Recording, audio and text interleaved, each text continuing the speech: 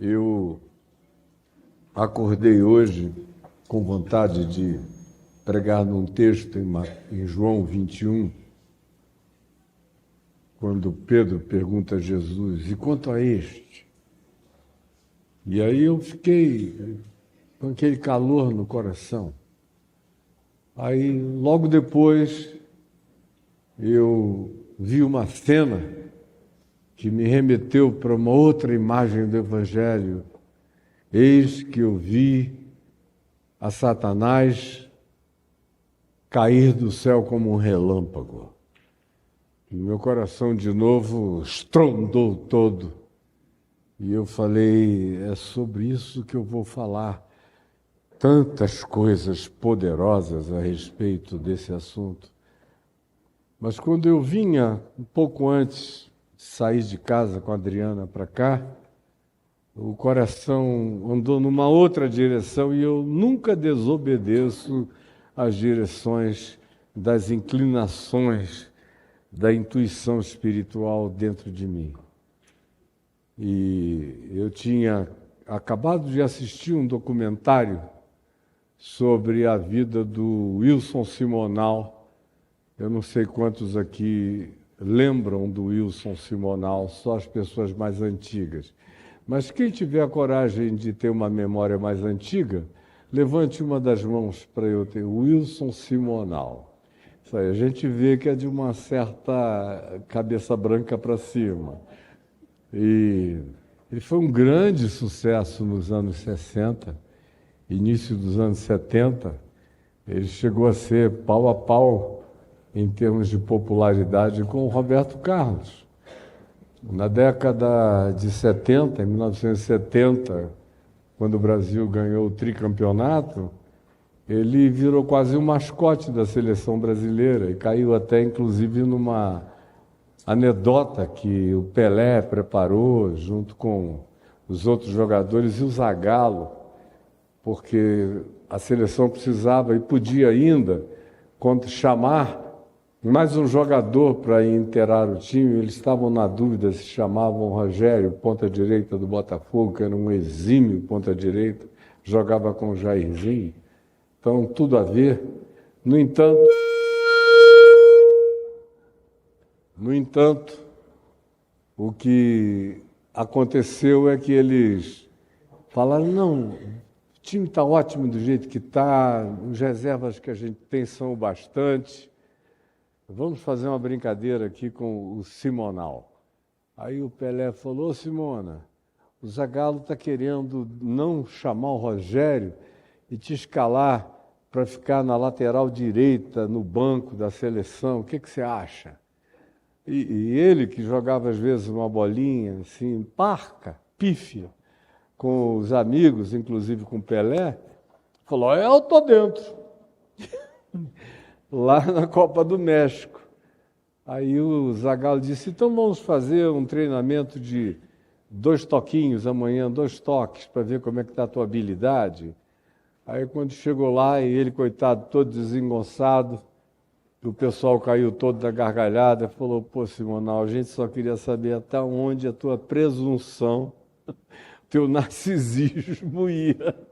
Então você acreditou mesmo que você podia?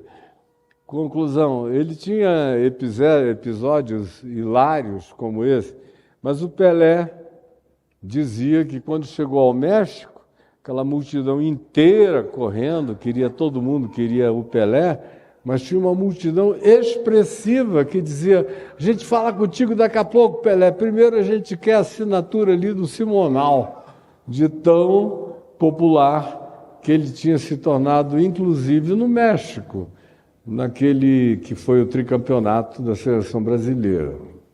Pois bem, esse cara fez um sucesso enorme, mas era o auge da ditadura militar, do governo Médici, com muita gente desaparecendo aqui e ali. E aí vem o que ele mesmo tinha declarado numa coletiva de imprensa, que a coisa que mais o assombrava era a capacidade que o sucesso tinha de fazer qualquer pessoa ficar deslumbrada. E aí perguntaram, você Está sofrendo disso? Falou,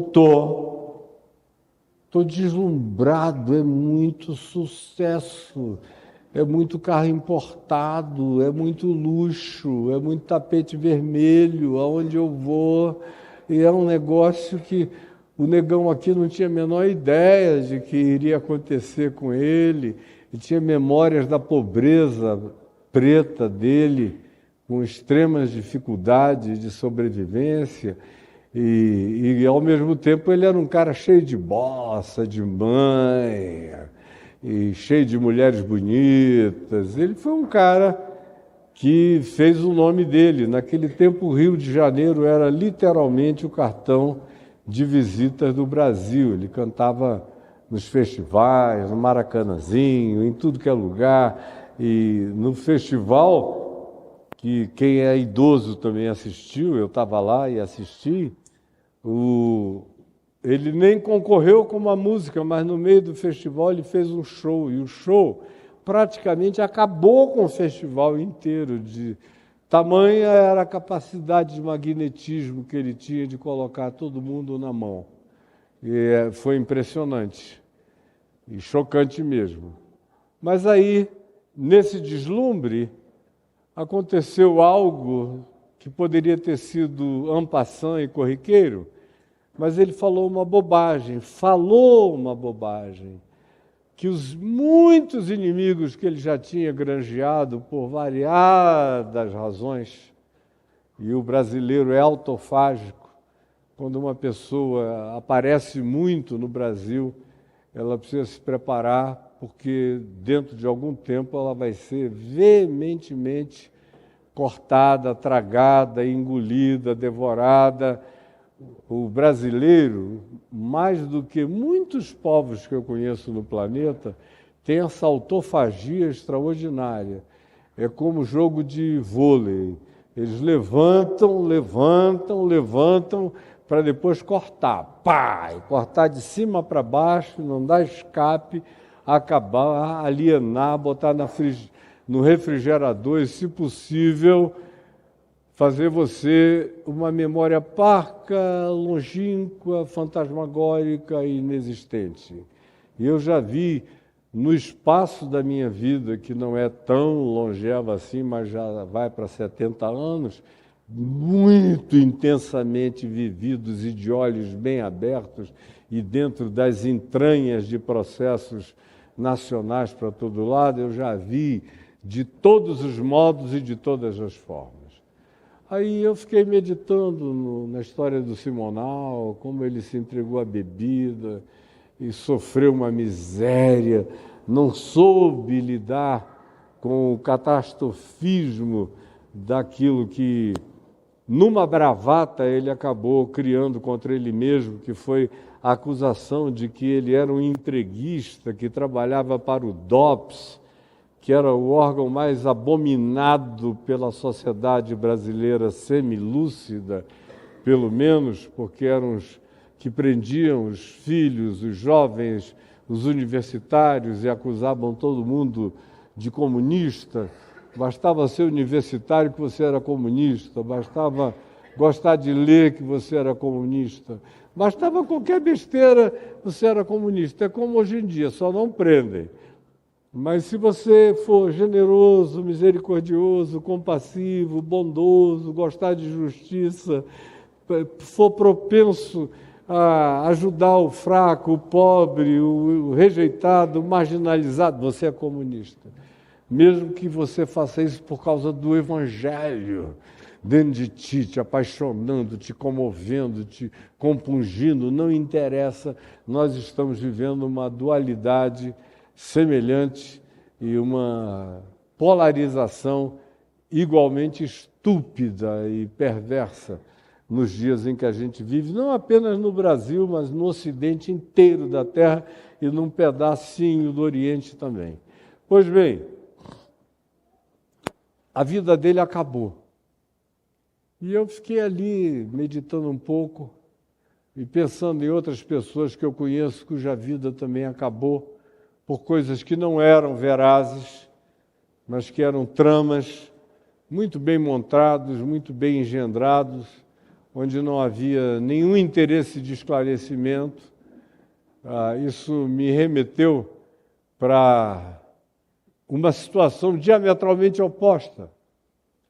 Logo depois daquilo, a Adriana estava falando no telefone com a irmã mais velha dela, minha cunhada, Paula, e a Paula estava dizendo, bota aí na Globo News que o pessoal aí que matou a Marielle, lá, que foi entregue, está todo mundo indo no avião da Federal, vão já descer por aí e tal. Aí eu botei lá para ver o pessoal descendo ali a escada, aquela história que a gente já conhece há muito tempo, e, de certa forma, algumas coisas podiam ser surpreendentes, outras nem tanto.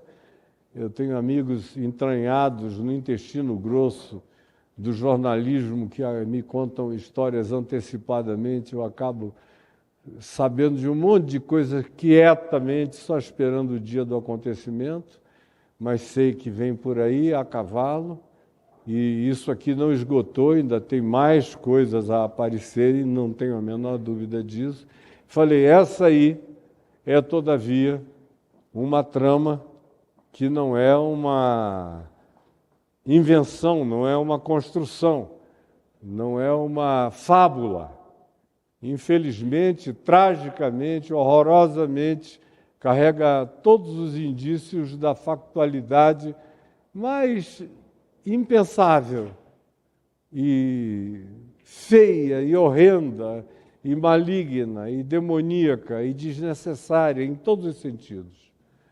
Fiquei ali vendo com a Adriana, eles descendo, e aí, de repente, eu me lembrei dos Salmos.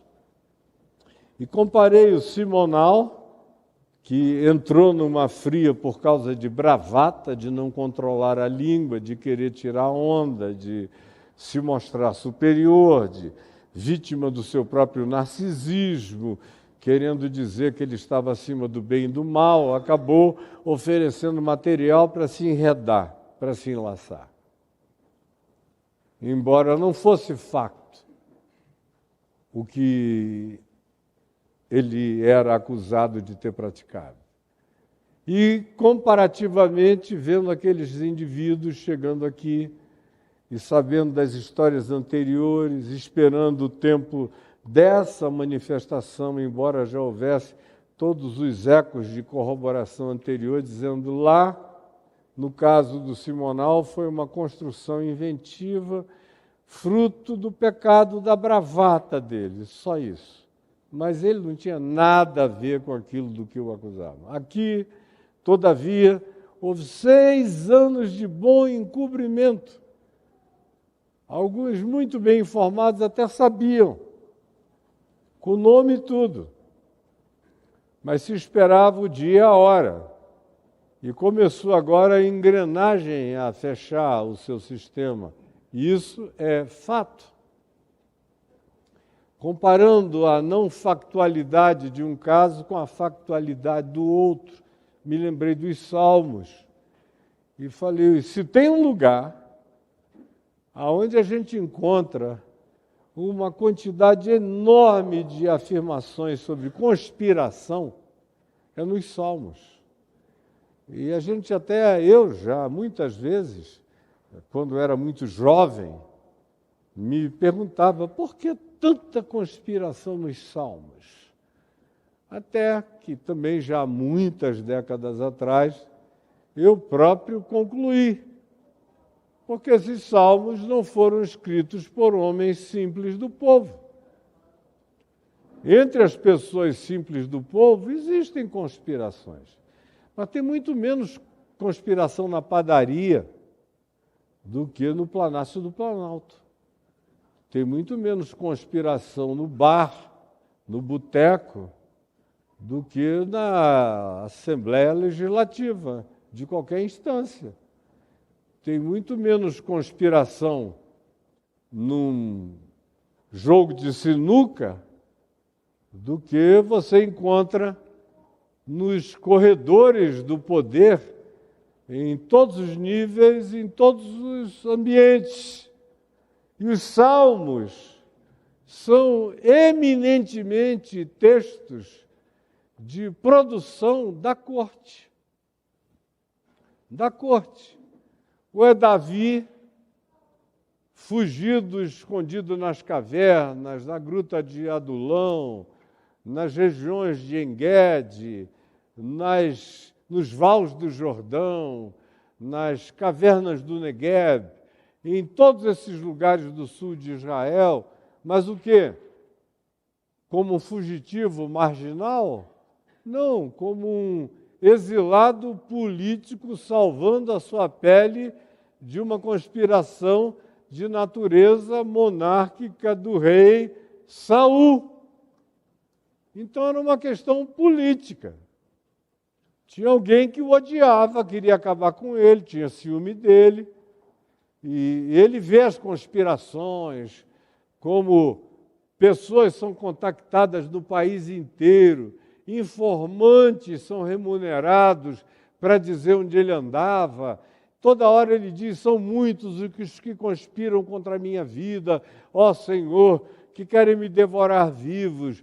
Eu tenho que fugir da própria sombra. É uma quantidade enorme, enorme de conspirações. Que se não fosse o ambiente da corte, a gente ia dizer que Davi era um grande paranoico. Se ele fosse só um cara, habitante de Belém, um pastorzinho de ovelhas, com todo aquele mundo de conspiração na cabeça, eu diria internem. Mas considerando quem ele era, o ambiente, as adversidades, as ameaças, os inimigos, Saul, os filisteus, todo o povo de Israel que não tinha aliança de coração com ele e que queria, de algum modo, agradar ao rei Saul e que se vendiam e se deixavam subornar, sabotar para entregá-lo, e foram em quantidades enormes, e até pessoas da proximidade mais íntima dele que vieram a fazer isso, o que o deixou absolutamente perplexo. Aliás, é uma palavra que ele usa muito nos Salmos, perplexo, perplexo.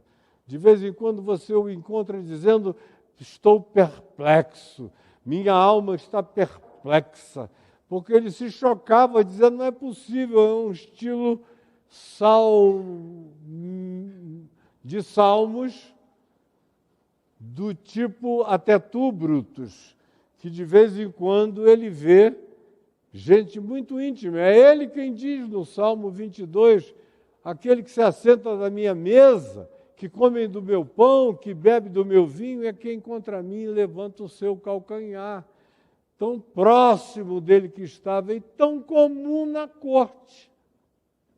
Na corte, quem já andou perto da corte é que sabe que tem que prestar os olhos, abrir os olhos, porque é cobra engolindo cobra, não há amizades, não há confianças, não há certezas, tudo depende, tudo é circunstancial, e a gente mora, afinal de contas, em Brasília.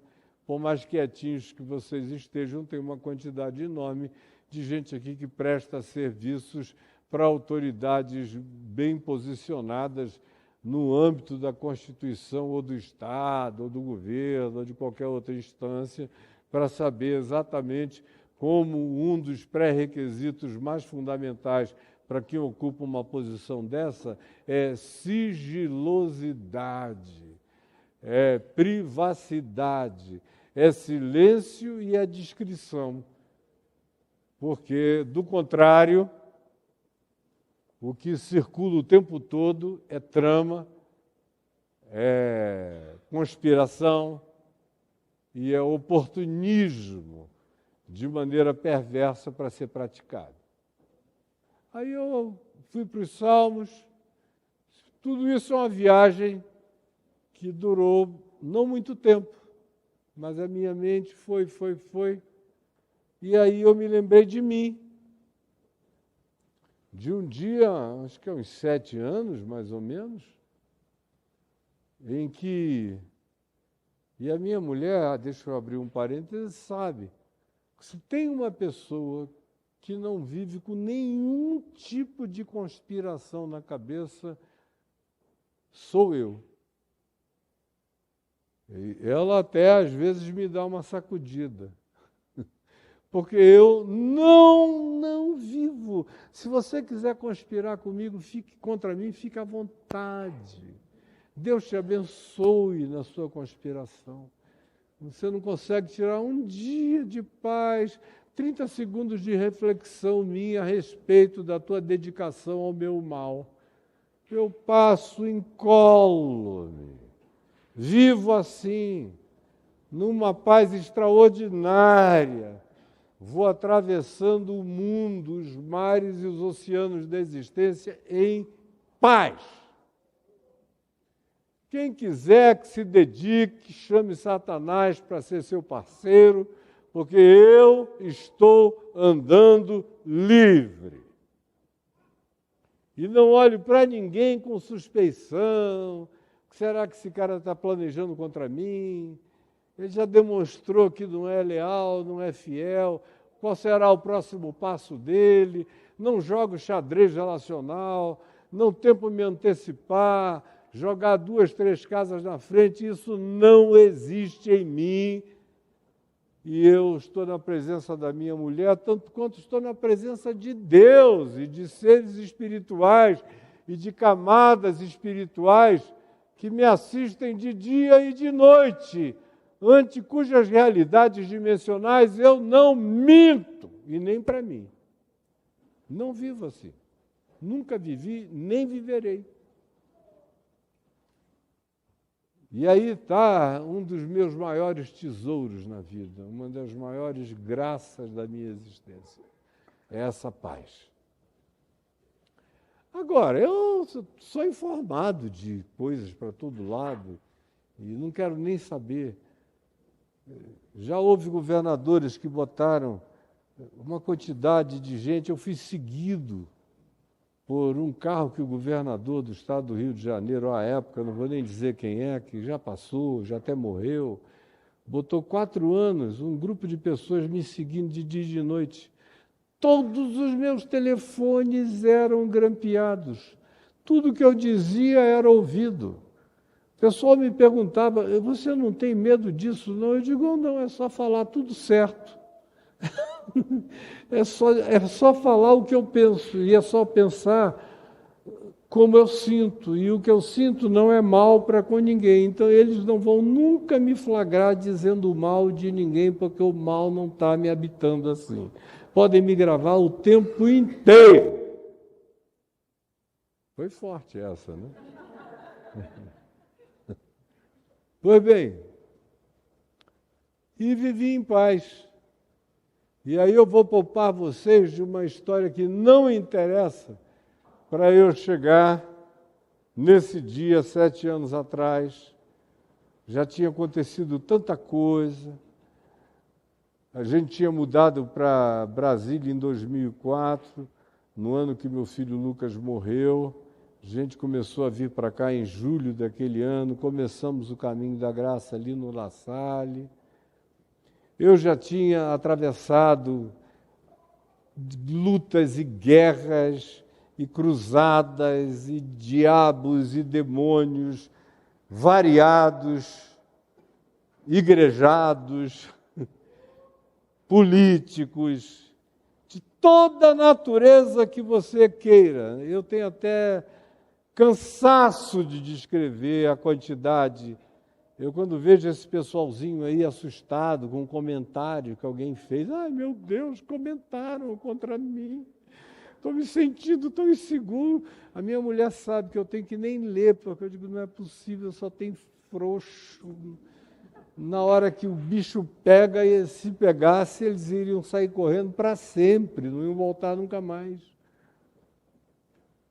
Porque eu sei o que eu estou lhes dizendo e eu sei quando o bicho pega. Eu sei o que é a ameaça de morte real, concreta, desde que eu tinha 16 anos de idade eu recebi a primeira, a segunda e a terceira. Então, eu sei como é que isso funciona. E sabe o que eu sinto a respeito? Nada. Paz. Especialmente depois de Cristo em mim, paz, que excede a todo entendimento, e uma inabalabilidade, uma segurança brutal, que tem nele o meu refúgio, o meu baluarte, o Deus meu em quem eu confio. E aí, em 99, houve uma grande trama política no Brasil, que eu nem creio que ela foi urdida pelos que se tornaram os protagonistas visíveis, políticos, públicos e divulgados delas. Na realidade, eu sei, depois de um tempo eu soube, foram 3 indivíduos fora do Brasil que urdiram a malignidade inteira e acabaram me botando no meio daquele negócio só porque eu era a única pessoa publicíssima e que não tinha vínculo político partidário com nada nem com ninguém, e era a pessoa de todos eles. Depois da morte do Betinho, a mídia me elegeu para ser a reserva ética e moral do país, o cara mais respeitado da nação. Aí bota esse cara no meio dessa confusão, porque ou essa mentira emplaca, ou então ele não tem defesa e vai sofrer sozinho. Bom, a mentira não emplacou e eu fiquei nu, com a mão no bolso. Fui o último a ser informado do que de fato estava acontecendo. Se você me perguntasse o que está acontecendo, eu sabia muito pouco o que estava acontecendo, só sabia que eu tinha virado o centro de convergência de todas as coisas a respeito daquilo. Batizaram isso com o nome de Dossiê Caimã, em 1999. Longa história que merecia um livro grosso. Mas eu não sei nem se eu terei paciência para ser a pessoa a escrever esse livro. Quem sabe outro faça. Pois bem, e eu segui com a minha vida. Houve um processo movido contra mim por uma coisa tola, que nunca teve consequência nenhuma no Brasil, que era um processo de calúnia e difamação em tempo de eleição política, o que a Constituição já proíbe que tenha consequências. Pode até entrar com o processo, mas ele é inconsequente. E aí o meu advogado era um dos indivíduos mais eminentes do país e amigo meu, que eu tinha casado e batizado, meu irmão querido, falou, vira a cabeça para lá, nem pensa no assunto, deixa que eu cuido. Cuidou, de novo, e aí a gente mudou para cá, ele disse, bota uma representação lá. E um amigo meu, que ainda há pouco até me escreveu, dizendo, estarei hoje lá, não estou vendo você aqui, mas teve um papel importante quando eu mudei para cá. Ele chamou um advogado que trabalhava com ele e falou, ó, eu vou te dar um valor antecipado para você ficar olhando o correr desse processo inócuo do reverendo Caio na Justiça Eleitoral. E ele disse, pode deixar que eu cuido. E eu já não estava preocupado mesmo. O negócio ficou lá, passaram-se anos, uma década e meia. Sabe quantas vezes eu pensei no assunto? Perguntem a Adriana, como eu dormi preocupado, como eu voltava e dizia, ai meu Deus, aquele assunto, como será que está? Olha, honestamente, eu esqueci. Minha consciência estava tão tranquila, tão em paz, tão sem dívida, tão limpa, tão serena, tão pacificada, e aquilo era de uma irrisoriedade tão horrorosa, que eu deixei para lá. Conversei umas 4, 5 vezes com a pessoa, quando ele me visitava, o advogado que gostava de bater papo comigo sobre outros temas, eu perguntava, e lá, o negócio, aquilo ali, esqueça, reverendo, bobagem, tudo bobagem, na vida é tudo vaidade, correr atrás do vento é bobagem. Tudo bem. Até que há 7 anos, sem saber de primeira instância, segunda instância, nem em todas as instâncias, nem spas, nem nada. Quando eu era jovem, instância era tipo um spa, para onde você ia descansar. Então, eu vou entrar no ar, lá no estúdio da minha casa, papo de graça, eu e o Braulio, contagem regressiva, 10, 9, 8, tal, que vocês não assistem daqui, mas lá dentro toca para mim, para eu saber a hora que entra no on. Quando eu vi a minha filha caçulinha, que hoje não está aqui, esposa do Tiago, a Juliana, caçulinha de 41 anos. Então, veio correndo, pai, não entra no ar não, não entra no ar não. Aí eu falei, porque para. Tem um carro preto grandão aí na frente e tem uns homens com um papel na mão que pediram para o senhor parar tudo que eles querem ver o senhor. Aí eu falei, segura aí. Aí levantei, fui lá, bom dia, tudo bem? Aí olhei, tinha um rapaz jovem, de uns 30 e poucos anos, chorando, os olhos claros e chorando, com um papel na mão assim, enfiando pela grade da minha casa. E um outro mais velho, zangado, injuriado, falando palavrão, dizendo esse país, né, e anarquizou o país, com tanta gente para a gente prender, a gente vem aqui prender o senhor. Aí eu fui informado que eles estavam lá para me prender, porque eu não tinha nem lido ainda o papel. Aí eu falei, vocês estão aqui para me prender? Coisa mais ridícula. O senhor não tem advogado, não? Eu falei, supostamente tenho. Aí eu falei, por quê? Porque chegou lá uma ordem há 3 meses atrás, e a gente atrás desse advogado, e eu falei, eu estava viajando para o exterior com um grupo, fiquei muito tempo fora. Pois é, mas ele foi notificado, ele tinha que aparecer. Nunca apareceu e ninguém queria vir aqui, porque todo mundo o ama lá. Está cheio de filho na fé lá que o senhor tem. Ninguém queria vir aqui, todo mundo conhece o senhor como homem de Deus, até que a gente tirou ontem no palitinho. E aí coube a nós dois, vimos aqui para essa tarefa horrorosa. Falei, não, e o rapaz chorando, a minha mãe não vai me perdoar, nem o meu pai, meu Deus, eu cresci lhe ouvindo. Eu falei, calma, meu filho, abri o portão, entrem aqui. Fui avisar a Adriana, tadinha, quase morre do coração, e falei, vamos preparar umas roupas, porque dizem que lá tudo tem que ser branco, cueca branca, sandália branca, tudo branco, na papuda, tudo branco. Na papuda, devia ser tudo, sim, preto, né? Ou outra cor, roxo, mas tudo branco na papuda. Aí, bota aqui em qualquer saco, vamos lá, não tem tempo não. E vamos servir um cafezinho para os rapazes. E lá, aí o moço não parava de chorar, aí os meus filhos chorando, aí ligaram para um, ligaram para outro, todo mundo preocupado, 3 moram aqui, 3 no Rio. Logo, um dia depois, talvez, um do Rio veio, que era o que podia, deixa eu ver se isso, quando eu falo mais alto, se ele dá essas enlouquecidas. Pois bem, veio, tem que dar um intervalo, veio, interessante, só não pode dar intervalo, fala em sequência que ele não aumenta.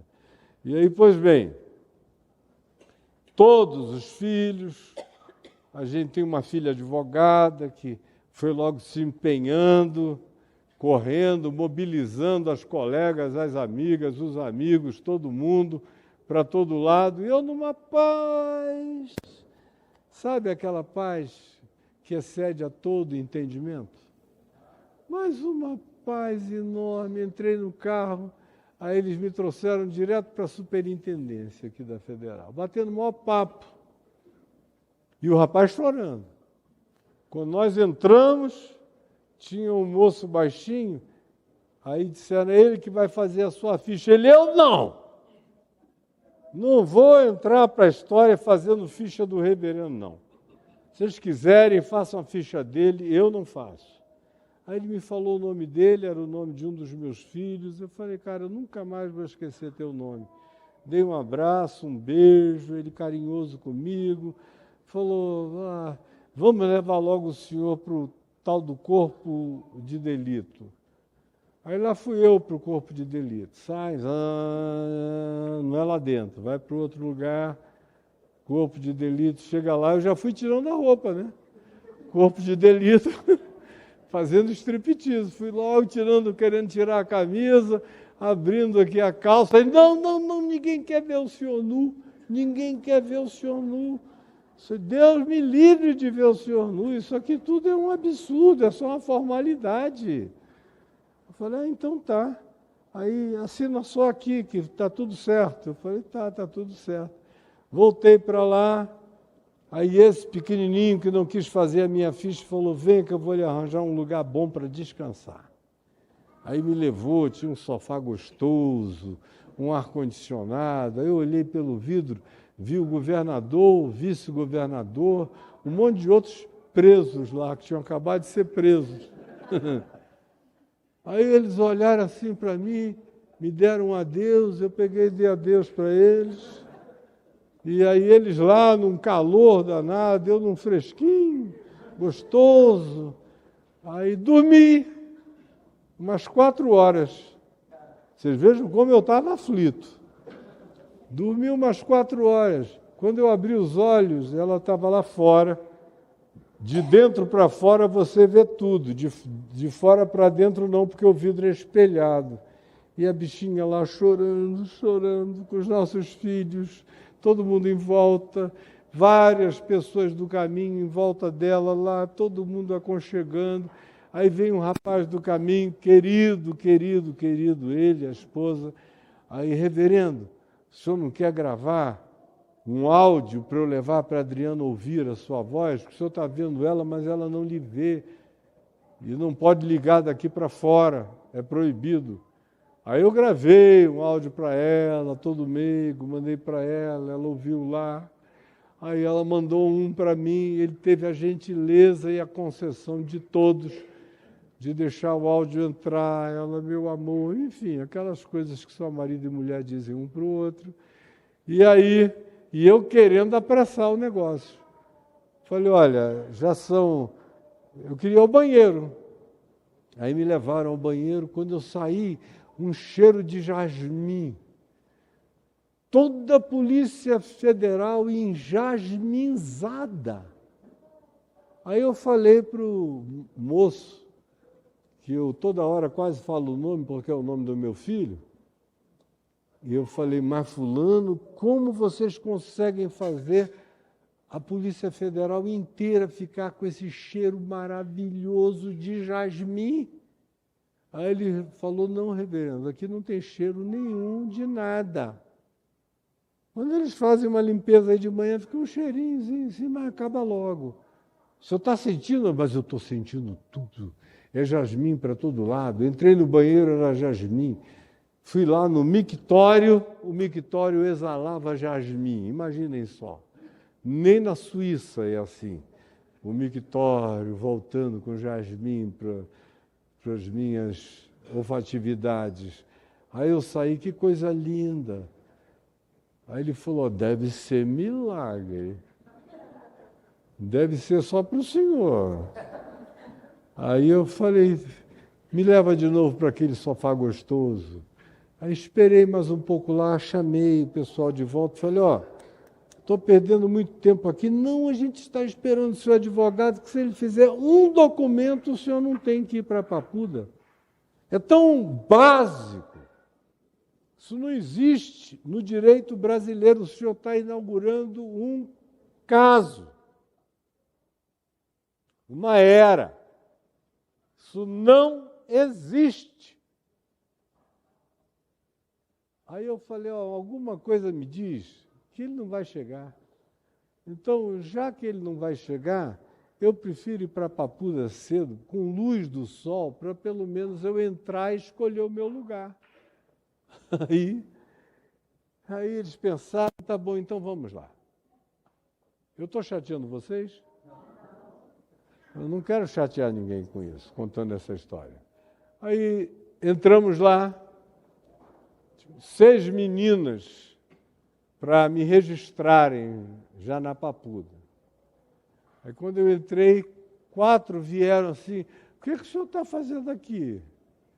Aí eu falei, minha filha, eu vim para passar uns diazinhos aqui, fazer uma missão aqui na Papuda. Aí elas começaram a chorar, uma delas disse, eu acabei de lhe assistir, a outra disse, eu assisti hoje de manhã, minha mãe e meu pai não perdem o senhor, meu Deus, o que o senhor está fazendo aqui? Eu falei, fique em paz, mas preenche logo a minha ficha, porque eu quero entrar com luz. Senão a gente conversa muito, eu vou entrar com escuridão, e eu quero ver que chão é que eu estou pisando lá dentro.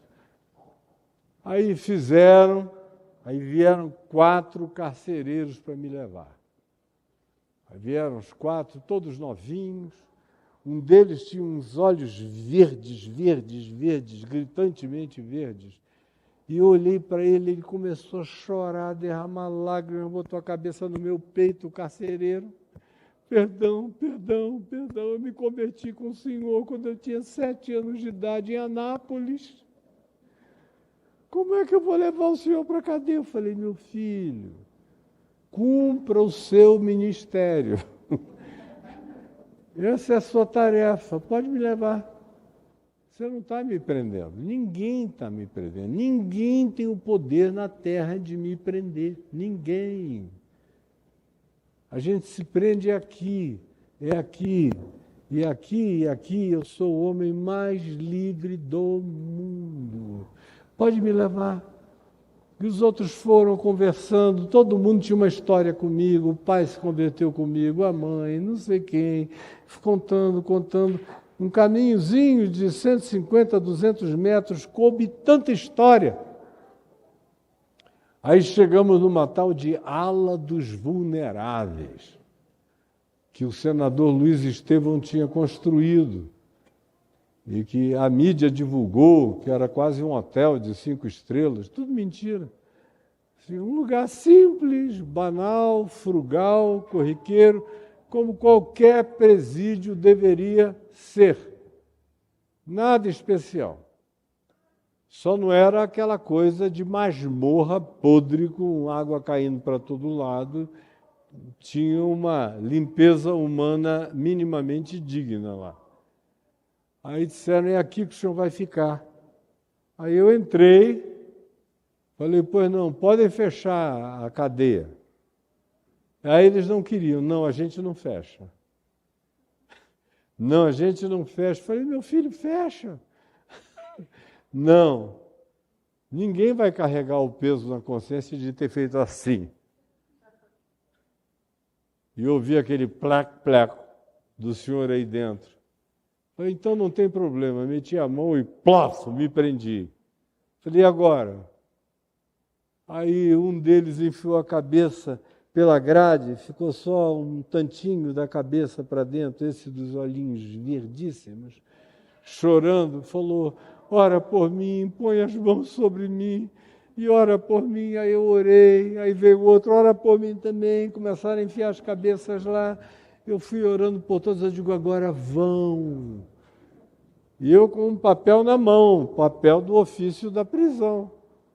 Aí quando eu virei, eu dei de cara com o construtor do presídio, que estava preso lá, né?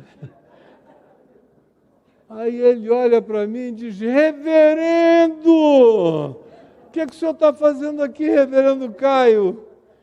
Não é possível, o senhor não. Eu falei, eu sim. Aí eu dei o papel para ele, ele chamou todo mundo, havia vários da Lava Jato lá, né?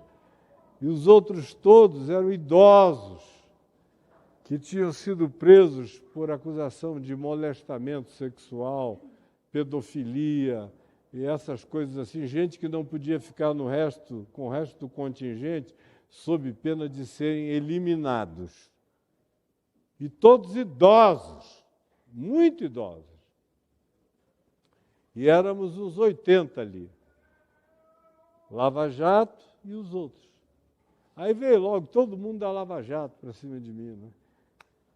E o nosso amigo querido lá, mostrando a pena, todo mundo, isso é um absurdo, isso não existe, isso não existe.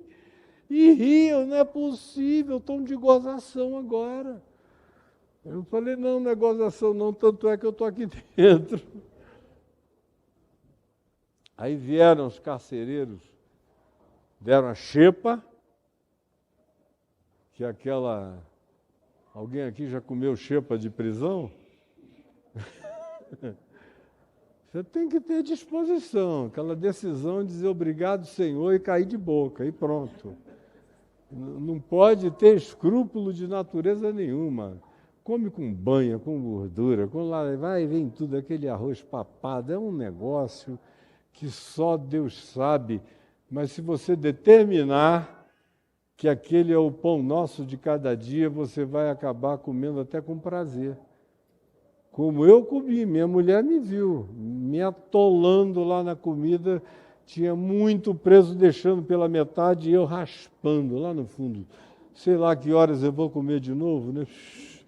E comendo, e dando graças. Aí vem os carcereiros e dizem, olha, só porque o senhor chegou hoje e o contingente está alvoroçado, todo mundo quer ouvir o senhor pregar, nós não vamos fechar o presídio 6h30, a gente vai dar uma folga até 8h30, mas não falem para ninguém.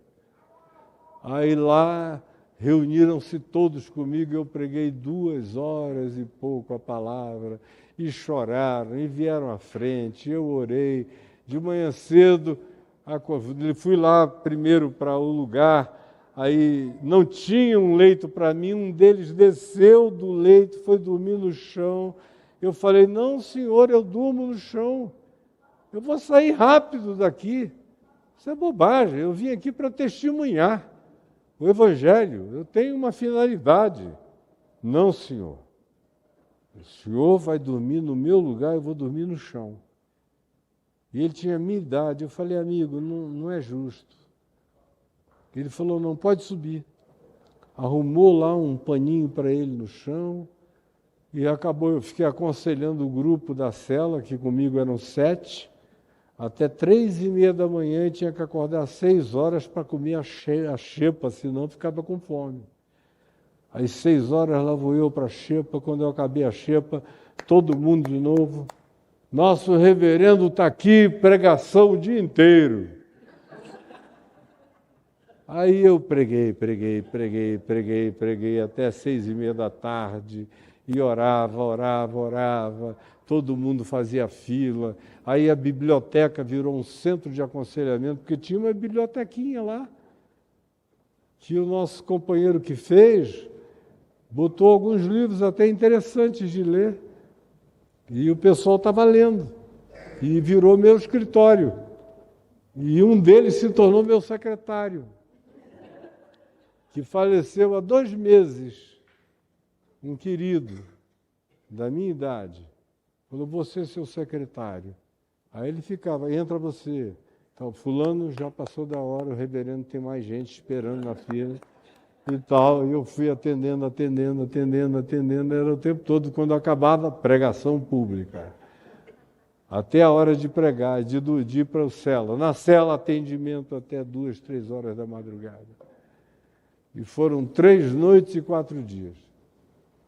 Na segunda para a terceira noite, a Adriana foi lá, durante a tarde, com meu filho Davi, passaram um dia inteiro vendo a dinâmica dos carinhos, dos respeitos, e eu entrei com um cabelo maior do que esse, o que é proibido, com uma barba maior do que essa, o que é proibido, e ninguém tocou no meu cabelo. Ainda houve um mais experiente na casa que disse, o senhor quer um conselho? Eu cheguei aqui com cabelo grande, barba grande, fui para a solitária.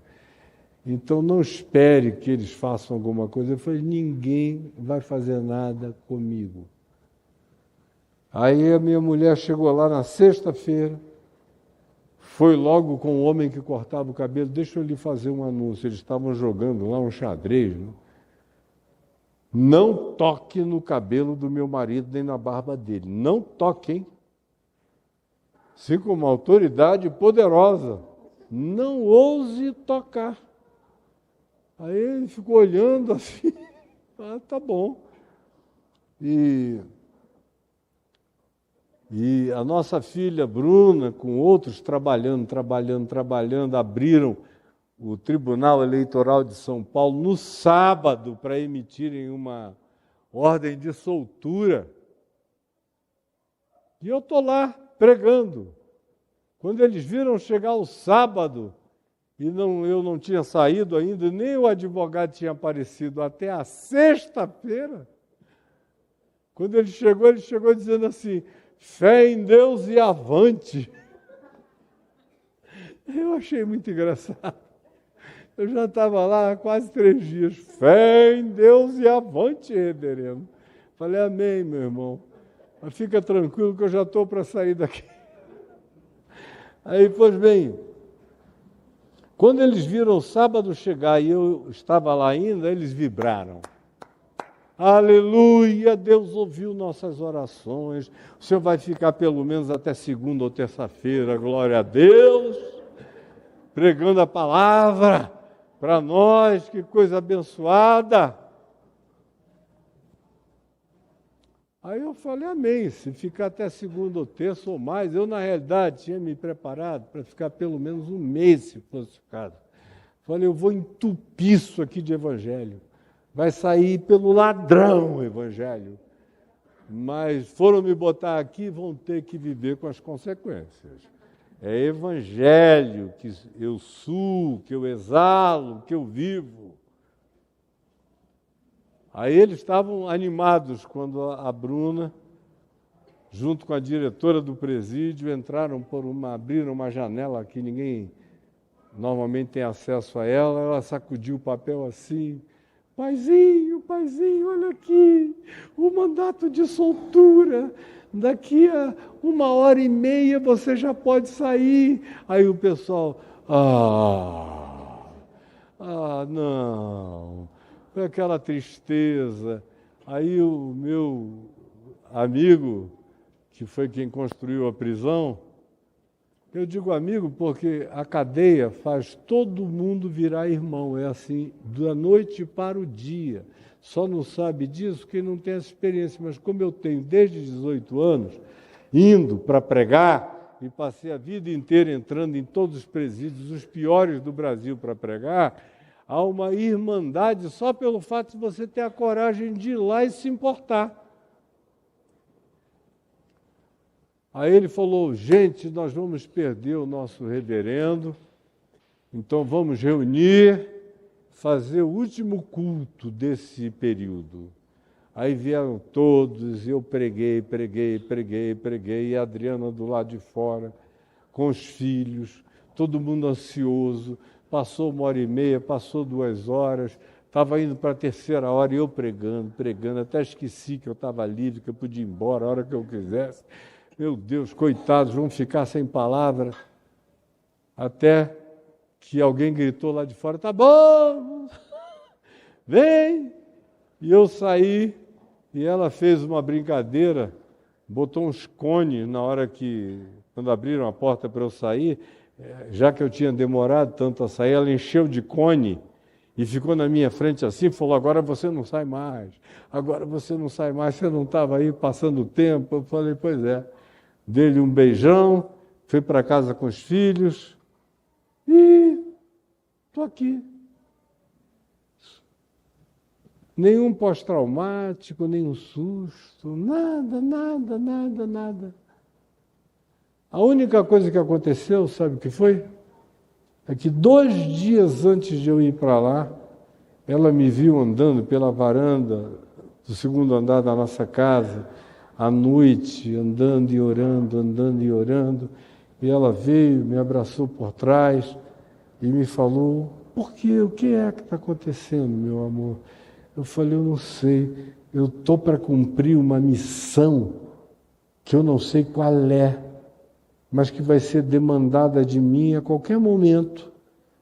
E eu estou com essa angústia de que eu não sei que missão é essa, mas ela vai ser demandada e colocada de mim para eu cumprir. E aí, 2 dias no máximo depois, aconteceu tudo o que aconteceu. Por que estou dizendo isso? Por causa do texto. Texto de 2 aos Coríntios, capítulo 2, verso 14. 2 aos Coríntios 2, 14. Prestem atenção, olhem para mim, todos vocês, olhando bem para mim. Quem não estiver com a Bíblia para olhar, preste atenção em mim e ouça a minha voz.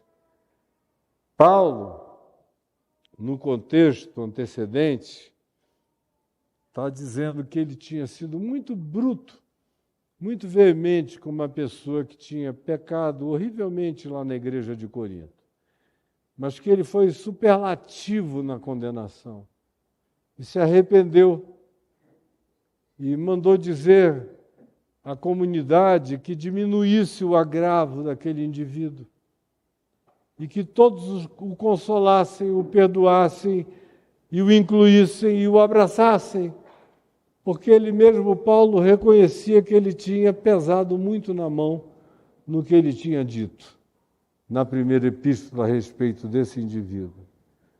Aí ele prossegue e ele fala de como ele chegou em Troade, que é onde estava Troia, está no distrito de Troade, até hoje na Turquia. Ele chegou em Troia e não encontrou a Tito e ficou intranquilo e prosseguiu para Macedônia. Embora ele sentisse que ali em Troia uma porta para a pregação do Evangelho tinha sido aberta a ele, mas que ele não teve paz para ficar lá sem Tito. Por isso ele se despediu e foi para Macedônia, e o verso 14 começa assim. Prestem atenção. Eu termino em 10 minutos, 15 no máximo. Me ouçam.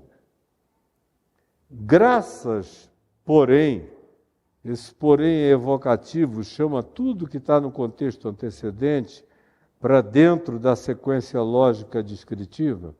Graças, porém, apesar disso tudo, da tristeza, da insegurança, de não ter sentido paz para ficar em Troia, em Troade, sem Tito, de ter desperdiçado a porta aberta, de ter tido que ir para Macedônia para me pacificar, graças, todavia, ou porém, a Deus que em Cristo sempre nos conduz em triunfo. Você podia repetir isso comigo?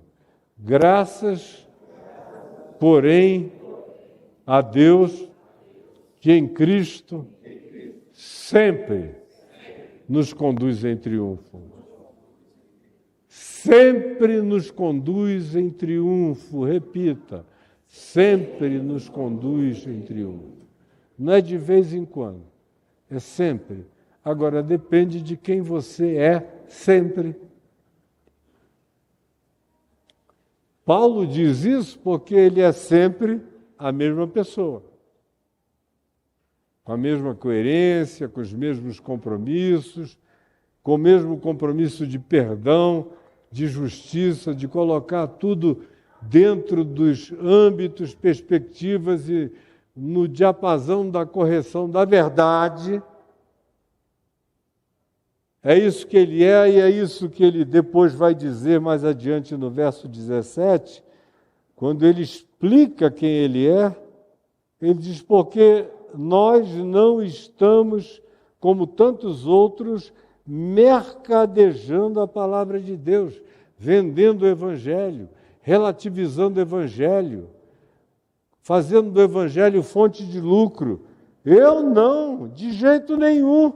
Tenho minha consciência limpa em Deus, de quem eu sou e como eu vivo. Também não ando mercadejando o Evangelho, que ainda mais, e querendo oferir lucros com o Evangelho.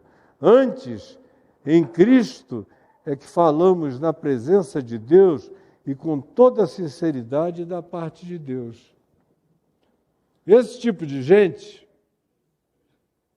que é quem também antes diz, perdoem-no, porque eu já o perdoei, e vamos trazer perdão para aquela circunstância na qual houve uma exacerbação, para que, ele diz, Satanás não alcance vantagem sobre nós. Por que eu estou dizendo isso? Para determinar o tipo de afinamento, de harmonia com o diapasão do Evangelho, da verdade, que ele buscava trazer e viver no coração o tempo todo. Graças a Deus que em Cristo sempre nos conduz em triunfo. Agora preste atenção. Ele segue dizendo o seguinte: e por meio de nós manifesta em todo lugar. Manifesta em todo lugar. Eu contei a vocês uma história da manifestação do cheiro de Deus, da graça de Deus, do amor de Deus, da resposta de Deus, da missão de Deus, da transformação de prisão em proclamação, em praça de divulgação, em graça de acolhimento, de misericórdia. E quando eu saí de lá, tirei 13. Eu fui lá para arrancar, entre outras coisas, 13 que estavam presos com os mandatos, com as prisões vencidas há algum tempo. 13. Nos conduz, nos leva em todo lugar e, através de nós, manifesta em todo lugar a fragrância do seu conhecimento. Repita comigo: e manifesta em todo lugar a fragrância do seu conhecimento. O que eu recebo a vida inteira de pastor que me escreve dizendo: Caio, o que eu faço da minha vida? Porque a igreja me dispensou e eu perdi o púlpito. Agora eu não tenho mais de onde eu pregar, Caio, porque eu perdi o púlpito, Caio. E eu prego do púlpito. Sem púlpito eu não tenho pregação, Caio. Me dá vontade, às vezes, sinceramente, de com beijinhos espancar. Não é possível. Esse pessoal não entendeu absolutamente o poder revolucionário de quem nós somos e do que a gente carrega no peito. Esse dunamis, esse poder, essa bomba de Deus que está em nós, manifesta em todo lugar a fragrância. Literalmente lá eu senti a fragrância. Expressei a fragrância e senti a fragrância inexplicável. E não é disso que Paulo está falando, mas no caso que eu narrei, foi uma consolação do Espírito Santo trazendo alegria para o meu coração, a fragrância do seu conhecimento. Porque nós, os que vivemos assim, somos para com Deus o bom perfume de Cristo. Repita comigo: porque nós somos para com Deus o bom perfume de Cristo de Deus. Pode ser também a maior caatinga de Cristo. Pode ser a putrefação de Cristo. Pode ser um pum do Tártaros, em nome de Cristo, passando pela vida. Mas Paulo diz: quando você vive o Evangelho, com todos os conteúdos dele dentro do seu coração, nós somos para com Deus o bom perfume de Cristo. Tanto nos que são salvos, nos que acolhem, nos que veem, nos que recebem, nos que abraçam, como nos que se perdem, nos que rejeitam, nos que hostilizam. Tanto faz, mas aonde quer que a gente vai ou vá, é impossível que seja de um lado da olfatividade ou de outro lado perverso da olfatividade, nós não sejamos o bom e provocativo perfume de Cristo Jesus na vida, na sociedade, em qualquer lugar, no gueto, no esgoto. Para com estes, para com aqueles que se perdem, nós somos cheiro de morte para morte. Eles sentem o cheiro do Evangelho em você e não suportam. Como eu já encontrei centenas e milhares de vezes na minha vida. O simples cheiro do amor, da compaixão, da bondade, da misericórdia fazem pessoas te odiarem. Basta você entrar, por exemplo, nas minhas redes sociais. Quanto mais de amor, de perdão, de misericórdia, de graça, de inclusão, de acolhimento, de não marginalização, você fala, mas aparecem pessoas te xingando, te oprimindo, te odiando. Você fala a coisa mais sublime e recebe como resposta o hálito do Tártaros, o esgoto de Paris nos dias dos miseráveis, aquela coisa horrorosa. Porque é isso que eles exalam. Como diz Paulo em Romanos no capítulo 3, o hálito dessas criaturas, dessas manifestações espirituais, vem carregado desse odor pútrido. Para com uns, é cheiro de morte. Alguém aqui já sentiu de fato cheiro de morte? 2 dias de morte? Você já ficou do lado de um defunto 3 dias? Cara, vai ficando insuportável. Hoje em dia tem limpeza, o pessoal tira as vísceras, prepara para não cheirar tão mal.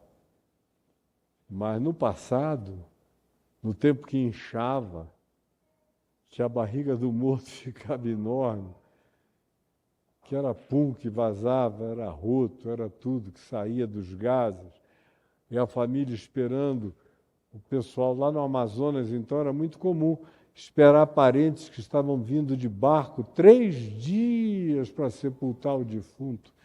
E enquanto isso você entrava ali botando tudo no nariz, porque senão era insuportável o cheiro pútrido. Cheiro de morte para morte. Mas para com aqueles outros que andam em Cristo, que exalam o Evangelho, que estão cheios do amor, da graça, da misericórdia, da fé e dessa certeza de quem é você em Deus e para a vida, você exala o bom perfume de Cristo Jesus, cheiro, aroma de vida para a vida. Aí Paulo pergunta, quem porém é suficiente? Quem se basta para isso? Isso só é possível se você souber que isso não nasce de você, em você e por você, e por causa da sua vida. Isso só acontece se você for um ser em estado de entrega, rendição e abandono sincero e verdadeiro ao amor de Deus. Porque, de outra feita, nenhum de nós é suficiente para estas coisas. E então eu termino. Porque nós não estamos como tantos outros brincando de evangelho. Quando a gente não brinca de evangelho, mas encarna a palavra com honestidade, sinceridade, é impossível que o passar da sua vida pelo mundo, não importa onde você vá, em que lugar você seja posto, em que circunstâncias você seja colocado, a sua vida não traga essa exalação. E aí o problema não é do que se sente. Quem tem o nariz tomado pelo cheiro da podridão da morte, sente o mesmo cheiro e reclama como se estivesse sendo invadido por um odor putrefato. Isso até me lembra um presbítero que havia numa igreja presbiteriana. Eu iniciei várias igrejas no curso da vida que prosseguem até o dia de hoje.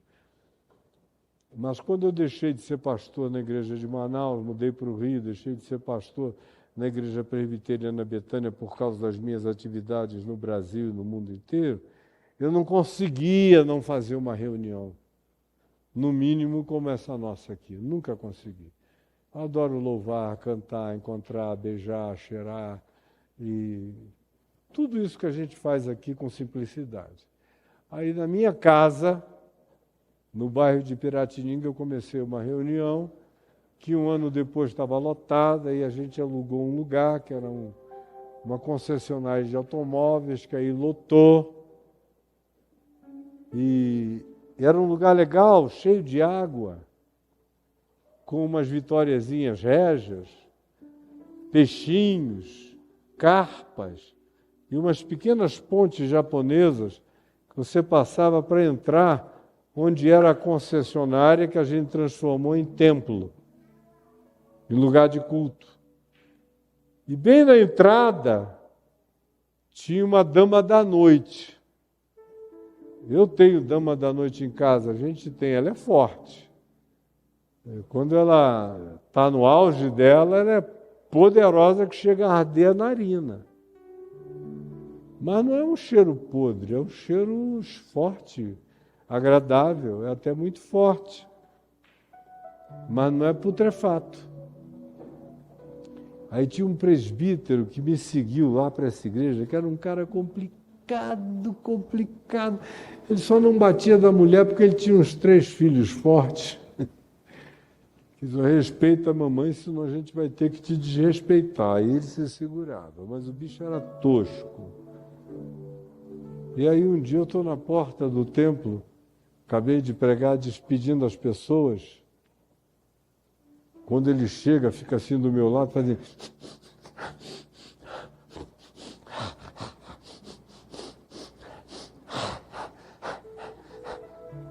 Aí eu falei, o que foi, seu fulano? Que cheiro mais horroroso. Parece cheiro de podre. Você não está sentindo um cheiro podre aqui, não? Aí eu fiquei procurando cheiro de rato, de passarinho caído, apodrecido. Falei, não. Cheiro horroroso, reverendo. Eu falei, não, só tem o cheiro da dama da noite. Então é um cheiro podre, horroroso. E eu fiquei olhando para ele. Falei, rapaz, você tem que curar o seu nariz. Porque você não sabe o que é cheiro podre. Você pode até achar o cheiro forte, mas putrefato, esse cheiro não é. Tem gente que sente o teu cheiro do Evangelho, o melhor perfume de Cristo Jesus, e não suporta.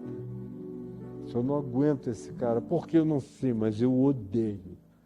Eu tenho uma antipatia.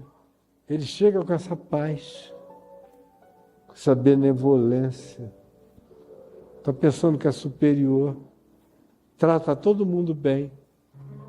Com essa cara doce. Acolhe, abraça, aconchega, inclui. Nojento, isentão. Agora a grande xingação é isentão. Seu isentão, toma um lado. Tem que odiar. Tem que separar o joio do trigo. Aí você diz, não, eu abraço o joio, como eu não sei. Eu abraço o trigo, e como eu não sei se o joio é joio ou se o joio é trigo, conforme Jesus disse, se o joio me abraçar, eu abraço o joio de volta também. Isentão. Todo mundo aqui entrou na do isentão, não venham me dizer que não. Todo mundo aqui entrou nessa. Ainda tem família separada até o dia de hoje aqui por causa do isentão que cobraram de vocês e vocês atenderam e cada um foi para um lado. Mas não adianta. Mesmo que você não seja um chato, se você for cheio de perdão, de graça, perdoem, diminua a tristeza, acolham, sejam íntegros, não mercadejem a palavra de Deus, sejam honestos, sinceros, pratiquem o evangelho com amor. E Paulo, quando aludiu aqui nesse capítulo 2, verso 4, a essa imagem sobre a qual lhes falei, só para concluir, ele estava se referindo à parada da vitória dos imperadores romanos em Roma. Quando eles voltavam das batalhas, havia um processional cheio de incensos, de flores, que eram jogadas na frente do imperador, dos generais, e o povo aplaudia a vitória, e os despojos que vinham a reboque, e atrás vinham os escravos apanhando, sentindo o mesmo cheiro. Para quem ia na frente vitorioso, em triunfo, era cheiro de vida para a vida.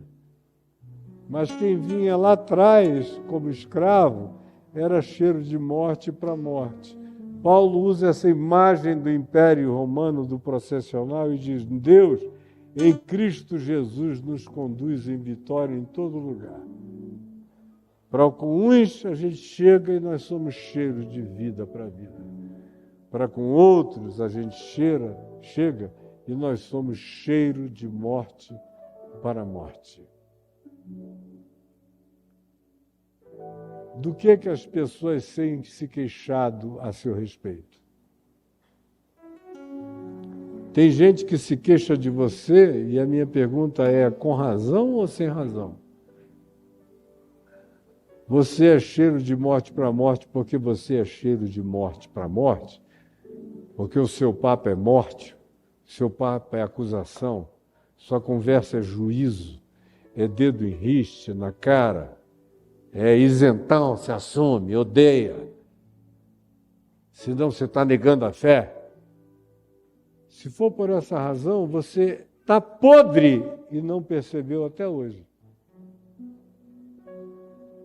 Agora, se você é acusado por rescindir,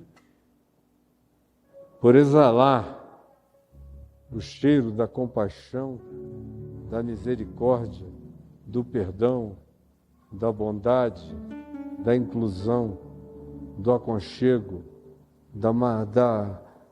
do abraço, do acolhimento, então louve a Deus com a sua vida, não importam o que digam de você.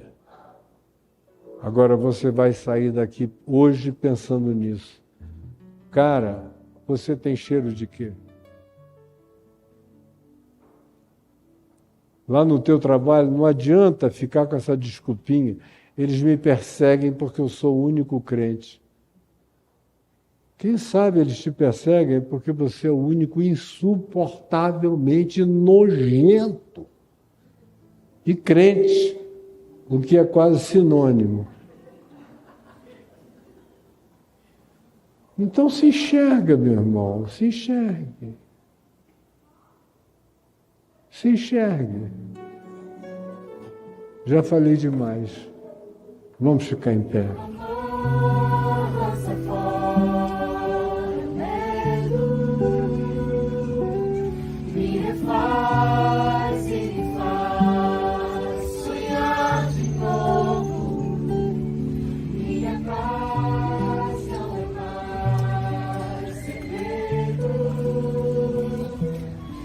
invadiu meus dias mais.